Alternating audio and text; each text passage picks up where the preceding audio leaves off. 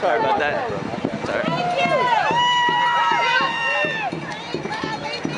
If you saw a crime being committed, if you saw, let's say you saw somebody being mugged in an alley, what would you do about it? Would you turn a blind eye? No! Would you try to help? Yes! Would you report it to somebody? Yes! Would you try to do the right thing? Yes! So why is it that when somebody saw a horrific crime, much worse than a mugging, and they tried to do the right thing by reporting it, they end up in jail? How could that possibly be? Because the United States is guilty of war crimes. The United States government is guilty of war crimes. Bradley Manning is a young soldier, 22 years old, who came across some video, documentary evidence of war crimes that this country is committing in our names with our tax dollars for some illegal, immoral, unfounded reason based on lies. Lies got us into this war. And Bradley Manning found evidence of these lies, and he reported them. Now, the government covers up these lies, and they classify them because they don't want the world to see. They don't want the world to see how we have violated international law. And so they classified it, and now he's done the wrong thing, according to the government, because he's let out these secrets. Now, they're not secret to the Afghanis. It's not a secret to the Iraqis. It's not secret to anybody. So just classifying something doesn't make it secret. Doesn't make it sacred. These are here already. For those of you who may not realize, the reason Bradley Manning is not wearing any clothes in this little cell is because that's how they are treating him. They are using nudity as a punitive measure, forced nudity as a punitive measure, in addition to making him in solitary confinement and no access to visitors and no access to exercise or the outdoors. They are forced nudity. He is not allowed to wear any clothes at night. In the morning he must report naked and stand to attention in front of his guards, reporting inspection. Forced nudity is a torture technique. The sleep deprivation is a torture technique. Denied access to exercise is a torture technique, and I thought our government was above that. Our government supposedly does not torture, but we know better. Not only do they torture their own people, they torture others.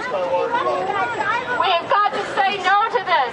Bradley Manning deserves a fair trial. This young man has not even gone to trial, and he has been in prison in solitary confinement for 300 days, people. That's almost 1 year.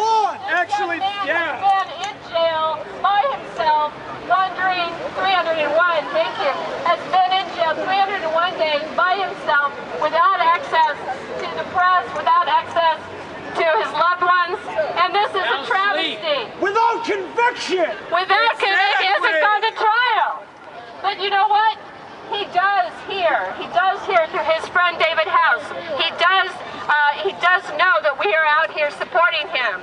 You know, when he was originally arrested, he was put in jail in Kuwait, and it was because of pressure from people like you and me and all of us who put pressure on the American government that brought him back to the United States so he could talk to a civilian lawyer.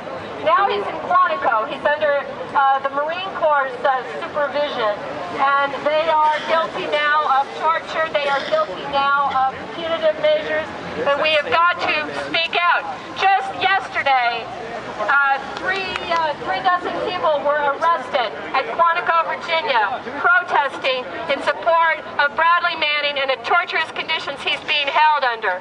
35 people were arrested, including Daniel Ellsberg, who calls Bradley Manning a personal hero. Yes. Daniel Ellsberg, who leaked the Pentagon Papers and exposed the war lies of Vietnam, calls Bradley Manning a hero. Bradley Manning is a hero to me, and I am Bradley Manning. Yes. You are Bradley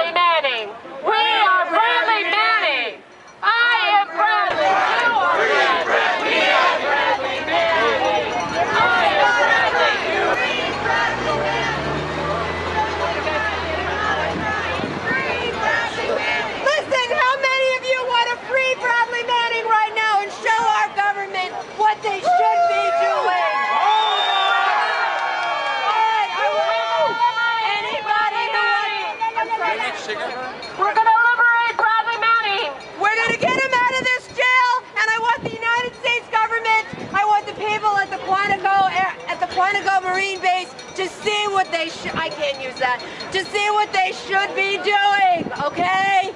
We are going to liberate Bradley Manning. We are going to restore his dignity. Free Bradley Manning! Restore his freedom. Liberate Bradley Manning.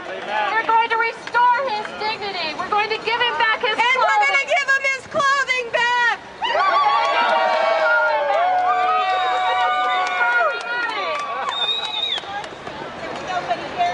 Listen, just because we're freeing Bradley now, here symbolically doesn't mean, I'm not going to say it, but it doesn't mean anything unless we keep up the pressure, unless we don't just stop with today. We have to keep talking. We have to keep being in the street.